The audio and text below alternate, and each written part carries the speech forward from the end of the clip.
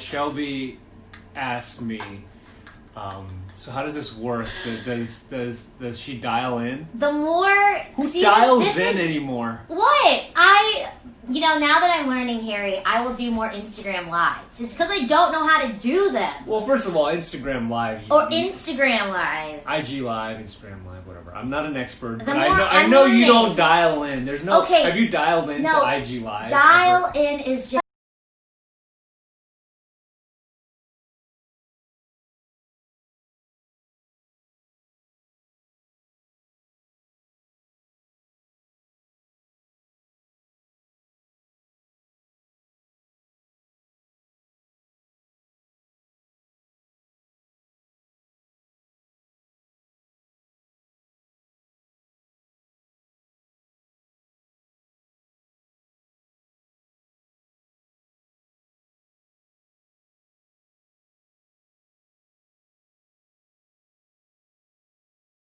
her in.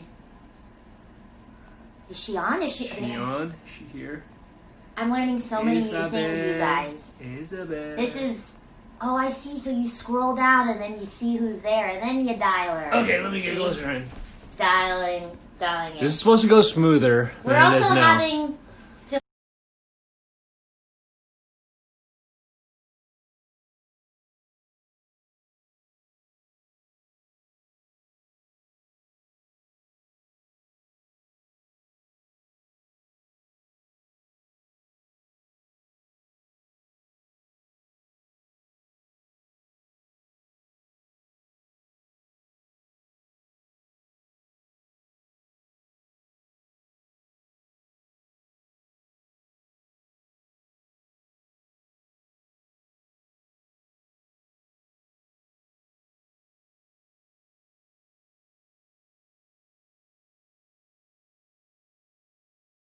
and chilies and garlic, which is also very delicious.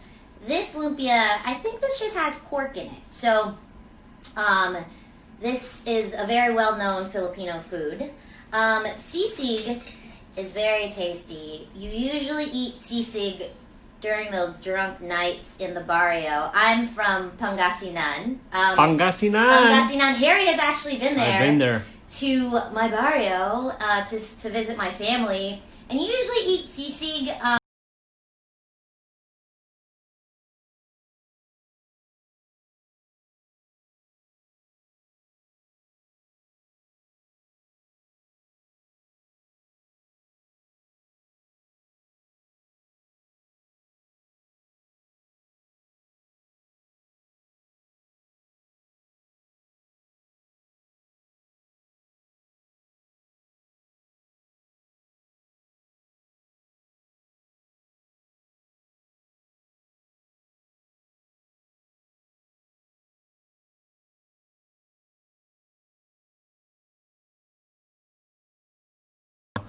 Oh, wait, no. Is she there?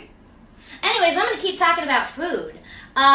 We made lumpia the other day, which was really fun. But we made it in our air fryer. You guys, have you ever made lumpia in an air fryer? It's mind-blowing. It's...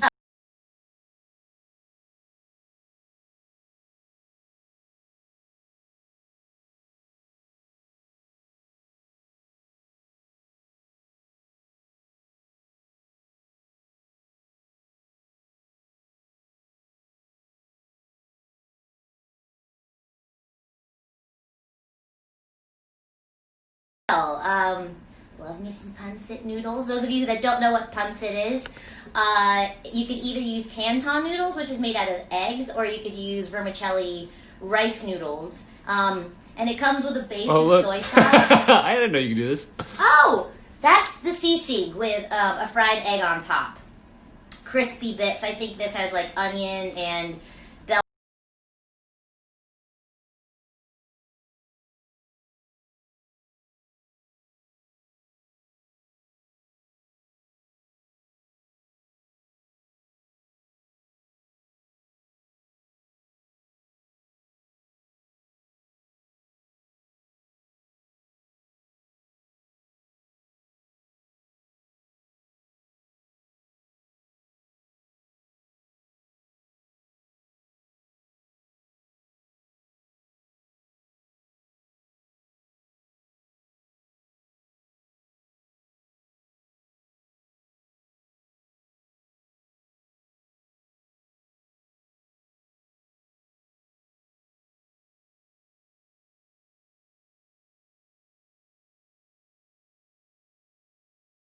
not doing anything. Uh-oh.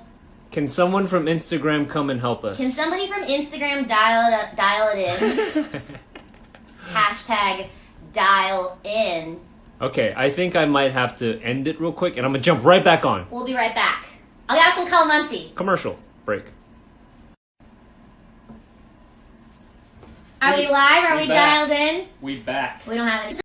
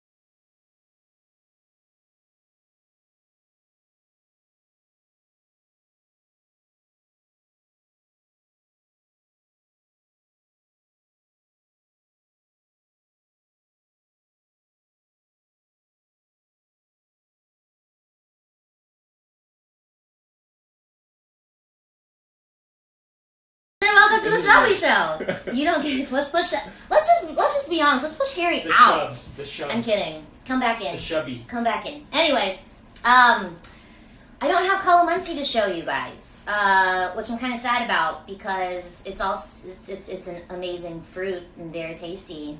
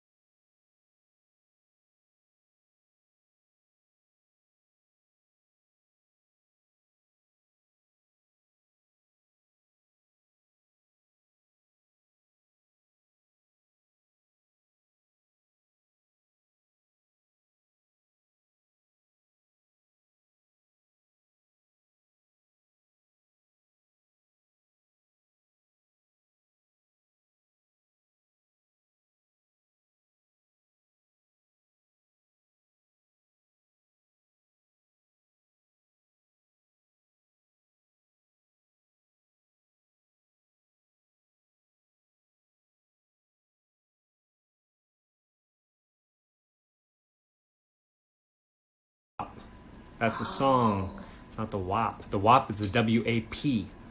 I'm It should be- very it should be- unaware it should be of whack. the new dance moves. It should be WAP. The WAP? The WAP. The WAP. Depends on what kind of accent you have.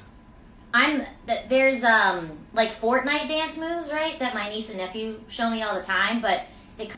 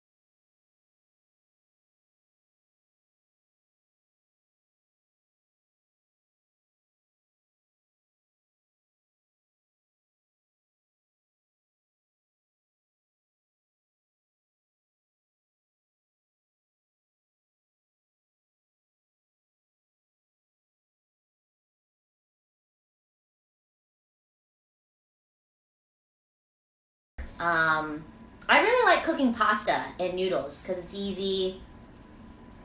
Harry cooks noodles in a specific way. I'm the type of person, after I cook my noodles, water noodles from the pot directly into the sauce, not noodles.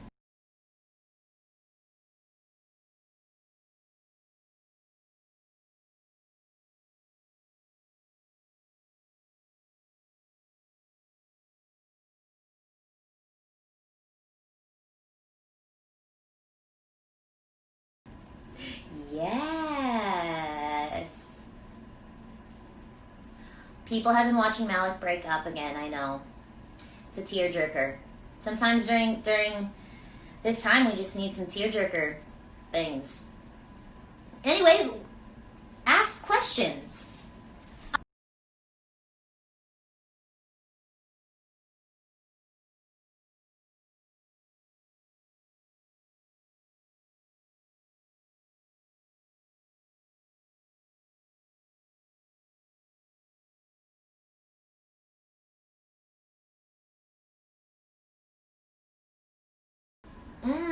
Someone just dropped it off in front of our house. A stranger just dropped it off. Oh, I think I found her. Here we go. It's connecting. Hi. There we go. Hi.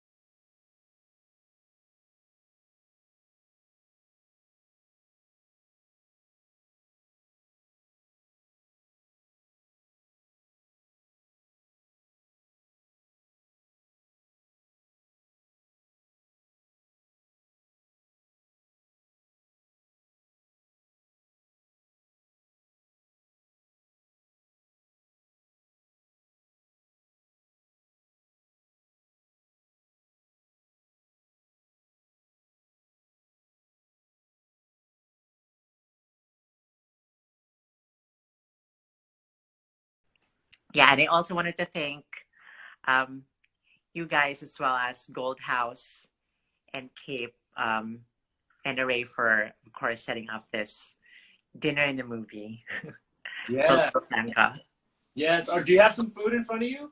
Yes, I have lumpia. Yes. Yeah. We do too.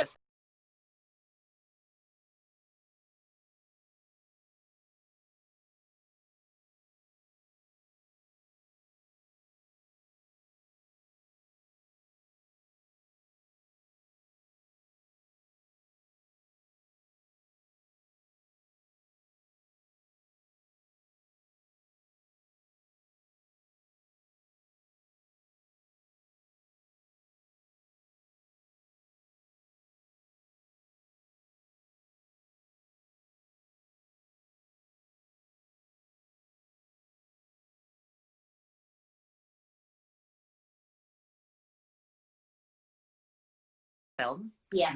So I was there until I finished college. So after college, I moved to Manila for a year, where I worked in marketing in a brand management position.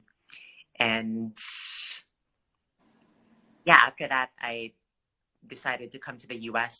So I came to New York to pursue my master's degree. And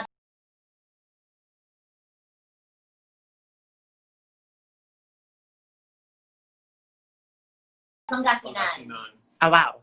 Yeah, How often yeah. do you go back? Have you guys been back together to the Philippines? Yeah, I took Harry, I think it was 2011, almost 10 years, and he witnessed Christmas, with my family. Yeah, there was a...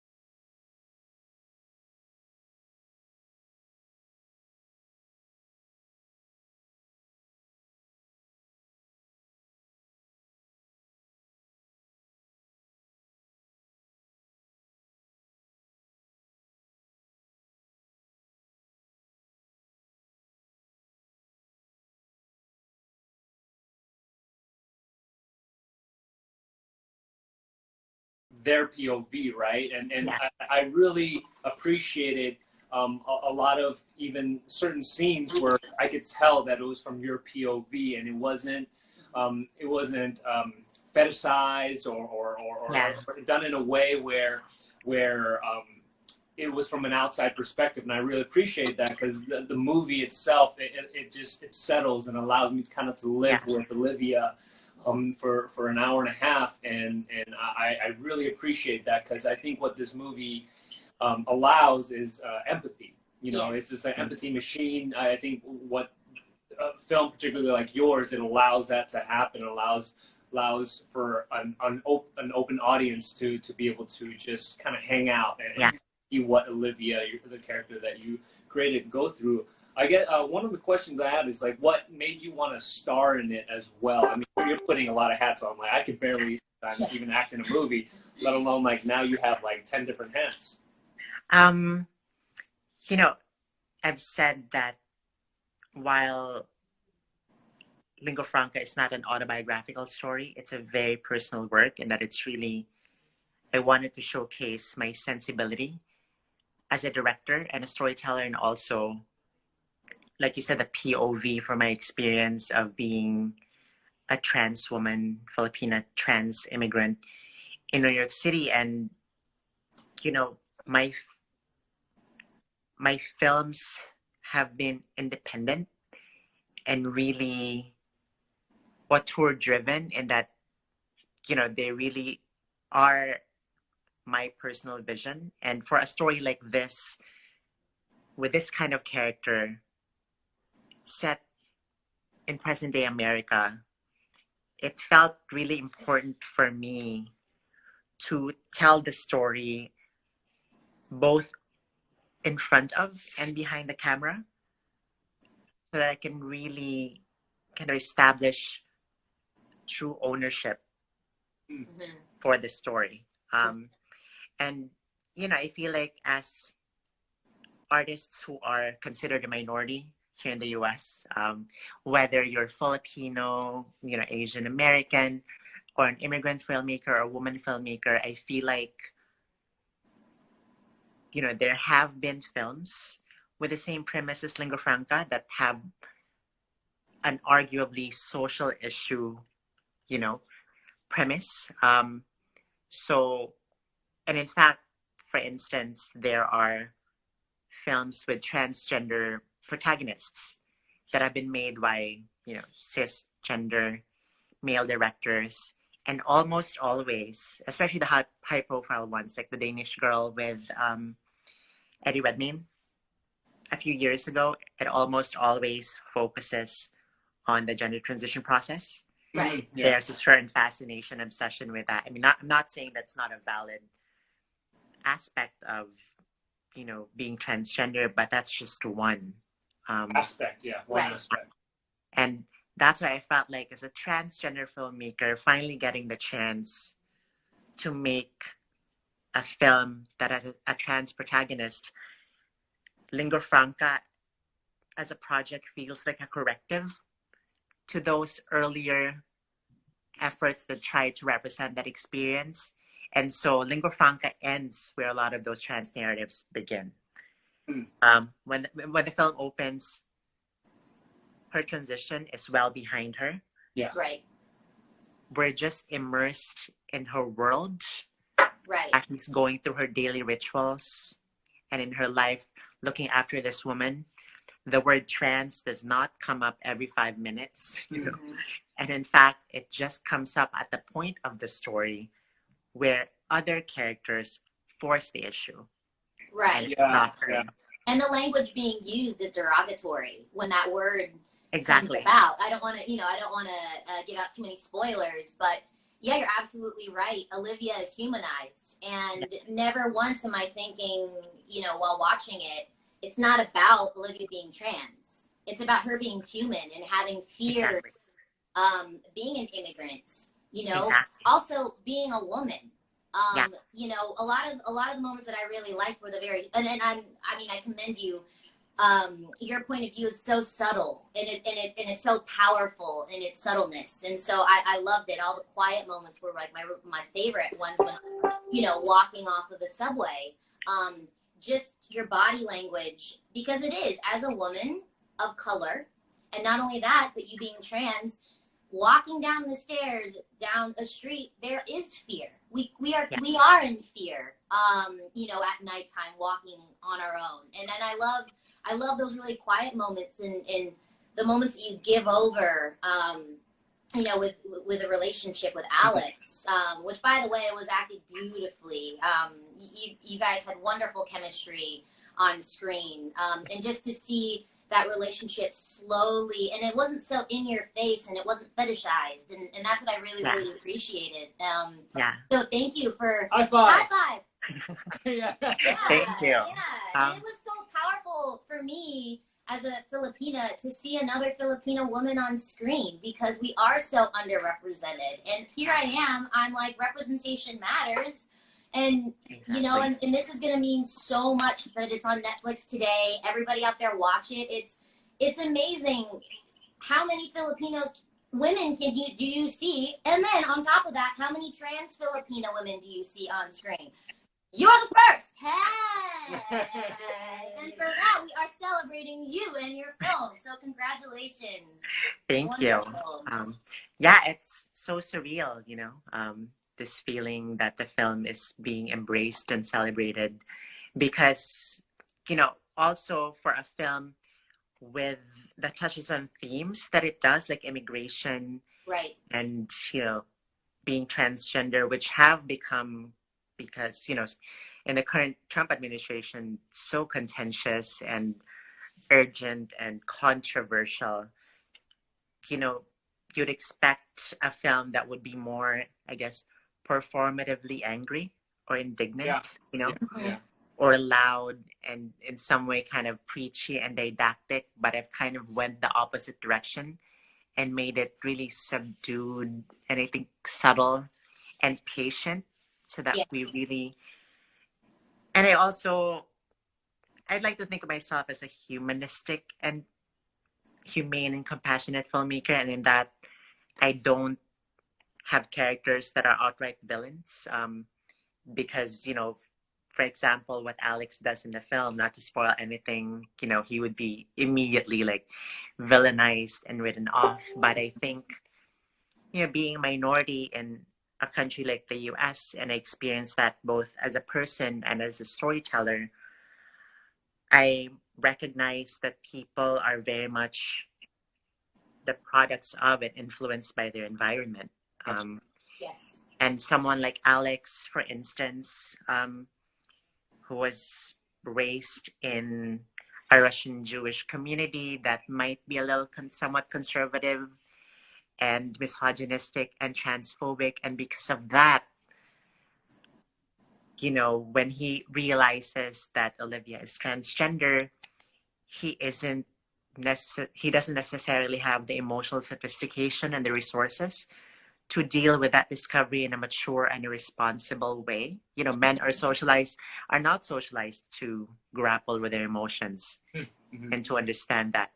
And he retaliates against Olivia for this perceived betrayal in a way that he knows how, because he doesn't know any better. And after he does that thing that hurts her, he realizes his mistake, and he kind of spends the entire film truly,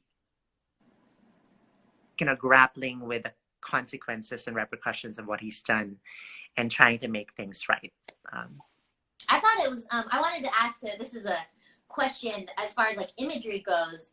I thought it was a really interesting choice that Alex works at a slaughterhouse, essentially. And, you know, some of the opening images, not to give out too much, but, you know, the fact that these cows are kind of hanging from these 7-pound hooks and that they're completely empty inside. I wanted to ask, I was like, was that a conscious choice to have kind of frozen cow, what do you call them? Carcasses. Yeah, carcasses hanging. And it's like, you know, we don't know if these, I don't know if only slaughtered cows are males or females, but I thought that was very powerful imagery. You don't have to answer it, but I was just wanted to make a comment on it. It kind of started my brain, you know, kind of going in all different ways, because it's, you know, with Olivia being trans and then Alex being this hyper masculine in this, you know, in the world that he grew up in. Just troubled. Troubled having a, you know, not the greatest childhood, right? And Yeah. I think what is wonderful is that there's so many layers to your film, and watching it just from the very top, that image of the bridge or the nighttime streets, is the silent loneliness of that. Yeah. You could just tell that you're like a student of film, that with a you train. You studied film, you know, whether you went to film school or not. It's just you have a love for cinema, and I think that's what's really special, because I think telling these stories, I think, are incredibly important to kind of have two sides of reaching an audience that, you know, with the subjects that and content that you guys you're providing, but also, you know, putting those poetic moments that can kind of like get the cinephiles, you know, to really like salivate. Exactly. And, you know, I feel like lingua franca doesn't necessarily just refer to the role of the characters, but also to me as a filmmaker. It's my third film, but it's also my first after my gender transition and my first to be set in and produced in the US. So I was really trying to truly find my own voice as a filmmaker through the language of cinema, and express my ideas and vision in a way that truly feels unique and distinct. Like those images, for instance, of the carcass, you know, the montage, the opening montage of the different scenes set around Brighton Beach, you know, where I juxtapose these images of a place that feels very American against a voiceover in my own native dialect, which is Cebuano. I wanted to impose my own take on the New York City film, and in a different kind of New York that's very different from, say, the hip, edgy Williamsburg in Lena Dunham's Girls, Right. or the Bed-Stuy of Spike Lee, or even the Midtown Manhattan movies of the Safdie brothers with Uncut Gems. Mm-hmm. I want people to see this film and say that this is a different kind of New York movie, and this is an Isabel Sandoval film, so to speak. Cool. Yeah. That's beautiful. That's beautiful. I have one question of the title. I don't know, and you don't have to answer this if it's given too much away, because I think also what the beauty is like having discovery from the audience. But I know Cebuyan. How do you? Cebuyan, because I know Tagalog is but you speak Cebuyan, right, as well? Yeah, and I speak Cebuano. That is the bridge, right, of the land, because I read somewhere the bridge between kind of between the native languages, right? Is that lingua franca the title of the movie, or that? Lingua franca, the dictionary definition is bridge language. So, for example, in a country like the U.S., between immigrants, like between a Russian or a Filipino, they can communicate with each other in English, and English would be the lingua franca. But I didn't really realize that lingua franca as a term is not as widely known as I initially thought it would be. Like, for example, for example, in France, when it was released theatrically there, they changed the title to Brooklyn Secret. Hey! Oh, okay. But lingua franca. Yeah. I just love the franca. That makes sense, because yes, I was wondering why there was a change of title when you were doing all that circuit in Europe. Yeah. Okay, interesting. Really, I love that scene, by the way. Like what you just had with Harry, that scene with Alex in the film where he's tag log, tag log, like, and then you were explaining, to him what it is and how to say, like, pretty man. That was a really sweet scene. And what's great about that scene is that actually that was not scripted. We had already filmed the actual scripted scene, but we had to keep driving around. So we just ended up having that impromptu exchange, and I love that. I thought it turned out quite well, actually. So yeah, it was perfect. I could tell. I was wondering if it was improv, because it's just the timing of it, and it was supernatural. Yeah, it was great.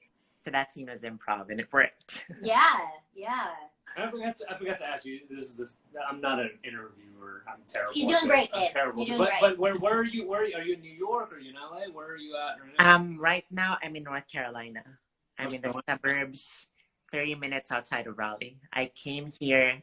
So I was in New York for the first few months of the pandemic, and then I came here, I think, June 2nd.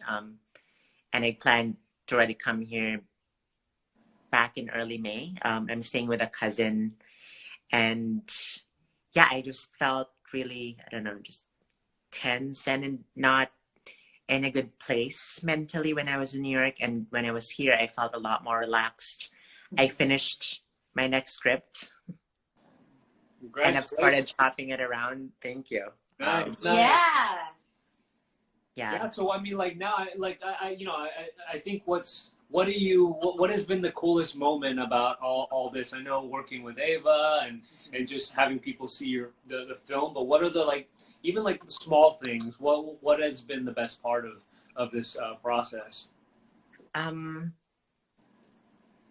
I think the people like me and my work being recognized as the work of an auteur. I think I've always really pushed for and embraced my uniqueness as a storyteller, in that I didn't really follow a traditional or conventional path as a director in the industry, and I fought to stick true to the stories I wanted to tell and how I wanted to tell it. And this victory kind of this win in terms of more people just appreciating my work, emboldens me and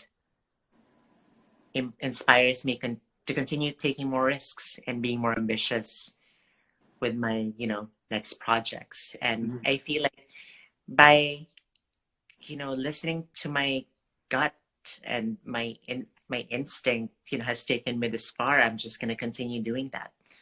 I want to do work that I feel passionate about because that's where I feel the most fulfilled and successful. So that's really inspiring to hear. I think a lot of aspiring artists and directors and writers and, anybody in the creative field, it's always nice to see somebody, who looks like them, like saying, follow your instinct, because I think at the end of the day, we doubt ourselves quite a bit. Did you have a lot of doubts, like early on in your filmmaking career? Did you think you're like, did you go against your gut ever? Yeah, I mean, to be honest, I feel like, and this is also why I didn't go to film school. We don't get to choose our passions, but our passions choose us. Mm-hmm. But it's a different matter whether that thing that we're passionate about is something that we actually have some talent. Right. Yeah, that's true. You don't usually tell, but even when I was a kid and I was in love with movies and cinema, I had a clear idea of, I felt very confident about telling stories in the cinematic medium. Like when I would conceive of stories, I conceive of them as images that I stringing together into scenes that form a movie. And so that was just my sensibility and my creative process. And so that's what I did. And I think the reason why I was so fearless in a way and daring and like making the movies that I made, it's because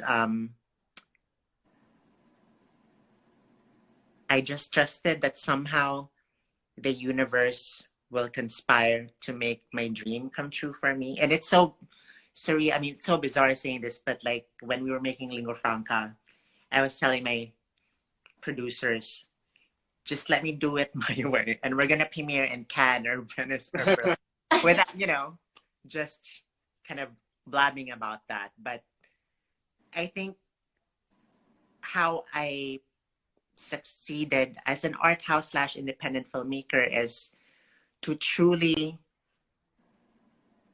distinguish myself with a unique aesthetic and a unique voice, especially when you're starting out as a filmmaker or as an artist. The industry is not necessarily looking for the most technically polished work, or the film with the highest production budget, but they're interested in your style and what you have to say that's different from what anybody else is doing. And so I think, especially for those who go to film school, and I'm not, not against that route, we're sometimes told to make a certain kind of movie that adheres to a certain formula. Yep. To get into Sundance or South by Southwest. Oh, that's not a Sundance movie. That's not a South by Southwest movie. And I didn't do that. I just did it my way. And somehow, the industry and the audience is starting to appreciate what I do because it is something different and something unique. Sometimes, there are artists that have to wait a whole lifetime to have even a smidgen of acceptance or acknowledgement for the public. That's what happened to Van Gogh. Right. It wasn't after he died. So I consider myself also very lucky in that I kind of had this breakthrough at this time in my life, and I didn't have to wait 20, 30 more years. That's beautiful. That's so beautiful. It's so funny because I remember when I was visiting the Philippines, the karaoke song that was sung the most was I Did It My Way. Yeah. Yes, so, yeah. I think it's My Way. My Way by Frank Sinatra. Frank Sinatra, yeah. I Did It My Way. Yeah. So if I ever do karaoke, I might, do that song. Yeah. Yeah. Well, I mean, look, you are definitely a filmmaker to watch already, and you know, people even in the comments are saying they're going to watch it tonight. So I think it's really really wonderful film, and I can't wait to see what you do next and in coming future. And what I would say, just enjoy this time too right now. It's so cool. The whole world. It's you know, it's being released to the whole world. The whole world is seeing it. So I think it's so beautiful. So thank you for coming on with us and talking. And like, and I know you're super busy right now. You got so many interviews that you have to jump onto, but really, really appreciate having convo with you. Thank you, and thank you for watching it. I hope we actually get to work together soon too. Hey, brother, let's do it. Let's do it. We're saying it here. Yeah. Let's make it happen. You are supremely talented. So everyone watch Lingua Franca on Netflix right now. Isabel Sandoval. She is Triple threat. What is it? No, not how do you Quadruple. No, even more. What is it? Wait, okay. Wait. Does anyone know what it is in the comments? What would it be? Is how many? Writer, producer, director, actor, editor. Come on. 5? What's the sense? That's 5. 5. Oh, I'm sure you did a couple of things too. Did you do your own makeup and stuff too? Come on, like yeah. Costume design. Anyways, like yeah, really amazing, and you know, let's talk more. I love having conversation, and everyone go watch the film. Yeah, Lingua Franca. Thank you. Bye, Isabel. Bye, Isabel. Bye, dinner. Bye. Talk soon.